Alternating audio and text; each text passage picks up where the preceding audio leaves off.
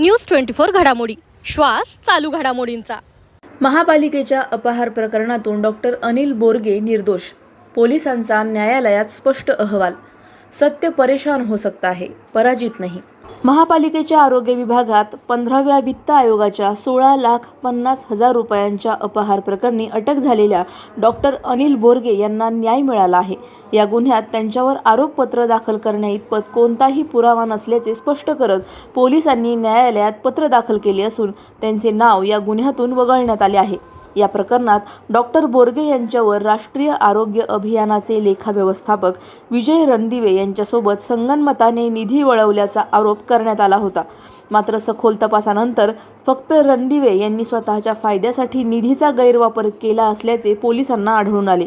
त्यामुळे कोतवाली police ठाण्याने doctor Borge निर्दोष असल्याचा स्पष्ट अहवाल उपविभागीय पोलीस अधिकारी अमोल भारती यांच्याकडे सादर केला।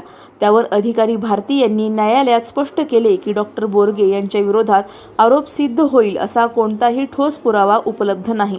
परिणामी न्यायालयाने त्यांना BNSS 189 नुसार गुन्ह्यातून वगळण्याचे आदेश दिले।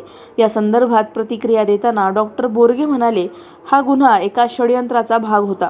मात्र सत्य कधीच हरत नाही। सत्य परेशान हो सकता है, पराजित नहीं। त्यांनी असेही नमूद केले की हा अपहाराचा प्रकार आयुक्त डॉक्टर पंकज जावडे यांच्या काळात त्यांनीच उघड केला होता, तरीही त्यांना खोट्या प्रकरणात गोवले गेले। डॉक्टर बोरगे यांना न्याय मिळाल्याने वैद्यकीय क्षेत्रात समाधान व्यक्त होत असून त्यांचा सन्मान आता पुन्हा उंचावला आहे। प्रतिनिधी स्वामी गोसावी, न्यूज 24 घडामोडी, अहिल्यानगर।